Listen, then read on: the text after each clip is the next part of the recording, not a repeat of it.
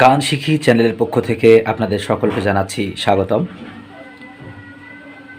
ধারাবাহিকতায় আজকে আমাদের ক্লাস বা টিউটোরিয়াল যেটা আমরা আপনাদের জন্য নিয়ে এসেছি সেটি হচ্ছে খুবই গুরুত্বপূর্ণ।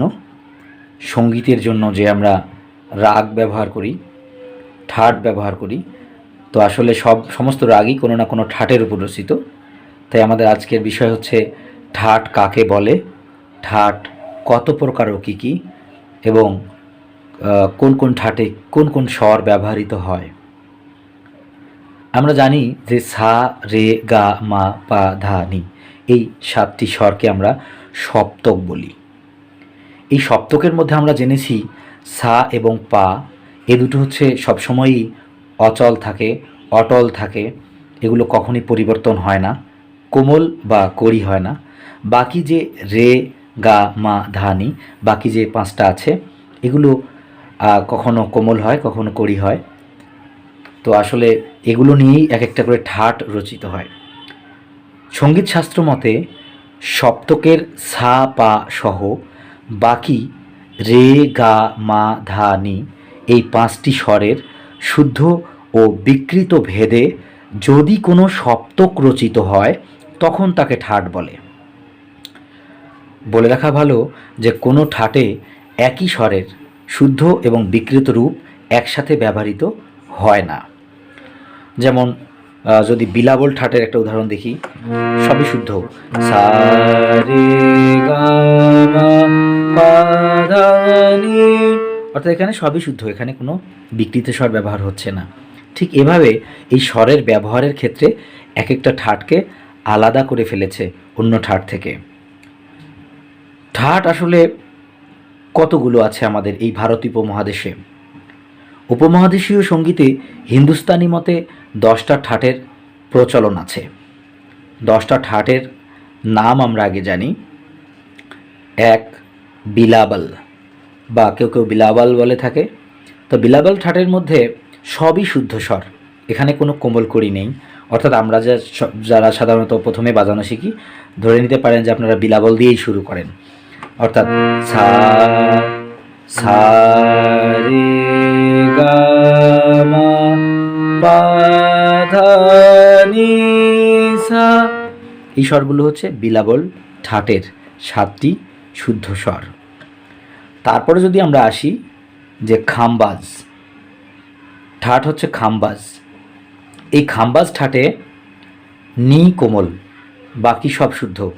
অর্থাৎ সা, রে, গা, মা, পা, ধা, নি, সা, এই নিটা শুদ্ধ, না সরি বিকৃত। এই নি হচ্ছে বিকৃত, বাকি সব শুদ্ধ। এটি হচ্ছে খামবাজ। তারপরে আসি কাফি ঠাট। কাফি, এই কাফি ঠাটের মধ্যে এই গা এবং নি এ দুটো কোমল, বাকি সবই শুদ্ধ। অর্থাৎ যদি আমরা সারগাম করি, সা, রে, গা, মা, পা, ধা, নি, সা, সা, নি, ধা, পা, মা, গা, রে, সা। ঠাট কাফি, গা এবং নি কোমল, বাকি সব শুদ্ধ। 4 নম্বরে হচ্ছে ভৈরব। ভৈরবের মধ্যে রে এবং ধা কোমল, বাকি সব শুদ্ধ। অর্থাৎ রে, এই রে এবং ধা এই দুটো কোমল, বাকি সব শুদ্ধ স্বর। সা, রে, গা, মা, পা, ধা, নি, সা, সা, নি, ধা, পা, মা, গা, রে, সা, সা, রে, গা, মা, পা, ধা, নি, সা, সা, নি, ধা, পা, মা, গা, রে, সা। আপনারা খেয়াল করলে থাকবেন যে স্বরের পরিবর্তনের কারণে সুরেরও পরিবর্তন হচ্ছে এবং একটা আবেশ তৈরি হয়। তো হলো ভৈরব। ভৈরবে বলা হলো যে রেধা কোমল। এবার আসি ভৈরবী। ভৈরবী হচ্ছে এখানে 4টি কোমল স্বর লাগে, অর্থাৎ রে, গা, ধা, নি, অর্থাৎ এই 4টি স্বরই কোমল লাগছে, রে, গা, ধা এবং নি। আমরা একটু সারগামটা করে দেখি। সা রে গা মা পা ধা নি সা, সা নি ধা পা মা গা রে সা। অর্থাৎ ভৈরবী ঠাটের মধ্যে রে, গা, ধা, নি কোমল স্বর ব্যবহৃত হয় এবং এগুলো আপনাদের রাগ পরিবেশনের সময় বা সঙ্গীতকে আরও শ্রুতিমধুর করতে এই 10টি ঠাটের ব্যবহার আমাদের জানা দরকার। সেগুলো আমরা আস্তে আস্তে প্রতিটি রাগের উপর, প্রতিটি ঠাটের উপর আমরা বিভিন্ন রাগ নিয়ে আলোচনা করব পরবর্তীতে। এবার 5 আমাদের ভৈরবী গেল। 6 হচ্ছে আশাবরী। আশাবরী এই ঠাটের মধ্যে আমরা যদি দেখি যে আশাবরী ঠাটের মধ্যে 3টি স্বর কোমল, অর্থাৎ গা, ধা, নি কোমল। গা, ধা এবং নি এই 3টি কোমল, গা, ধা, নি এই 3টি কোমল, বাকি সব শুদ্ধ স্বর। আমরা দেখি সা রে গা মা পা ধা নি সা, সা নি ধা পা মা গা রে সা, অর্থাৎ সা রে গা মা পা ধা নি সা, অর্থাৎ গা, ধা আর নি এই 3টি স্বরই কোমল ব্যবহৃত হচ্ছে আশাবরী ঠাটে।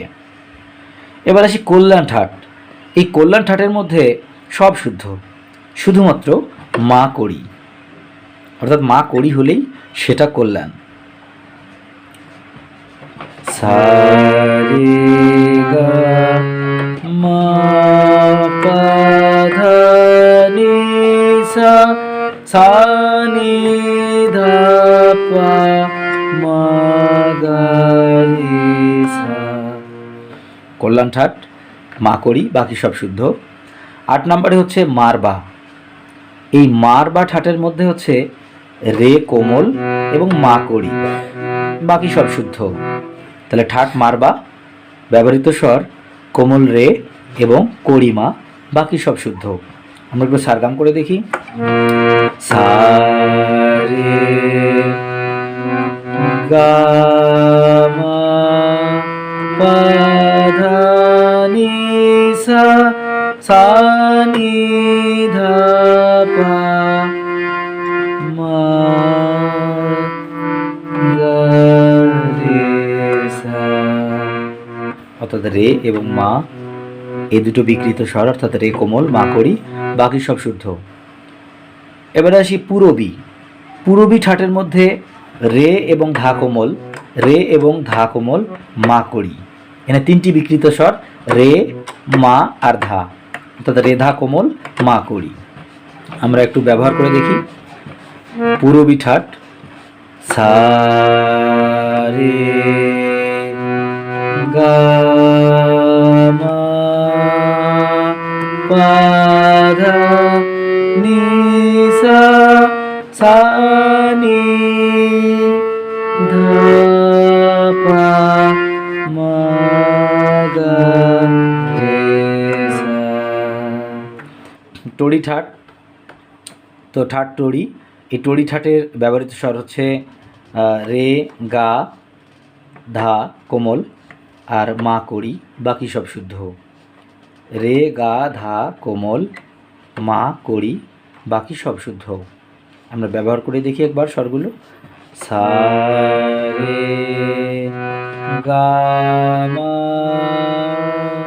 পা ধা নি সা, সা নি ধা পা মা গা রে সা।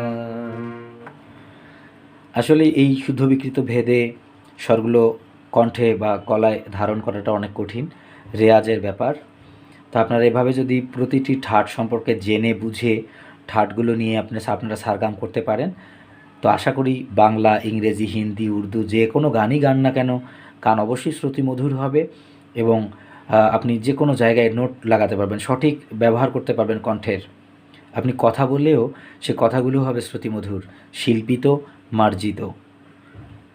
আর সবচেয়ে বড় কথা যে আমাদের জানার আগ্রহ আছে, বাট আমাদের সঙ্গীত শিক্ষার ক্ষেত্রে যেটা হয়, প্রাতিষ্ঠানিক শিক্ষা ওভাবে সবার সুযোগ হয় না। তো যে যেভাবেই বলে সেভাবেই আমরা সেটাকে হয়তোভাবে বোঝার চেষ্টা করি।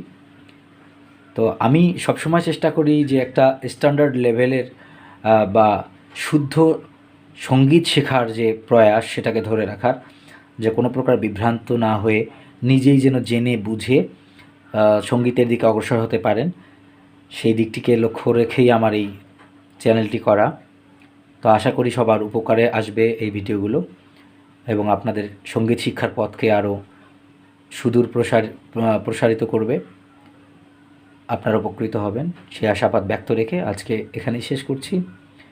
আমাদের চ্যানেলটি যদি ভালো লেগে থাকে, তাহলে আমাদের ভিডিওগুলো যদি ভালো লেগে থাকে তো অবশ্যই সাবস্ক্রাইব করে আমাদের সাথে থাকবেন, শেয়ার করবেন। সবাই ভালো থাকবেন। আল্লাহ হাফিজ।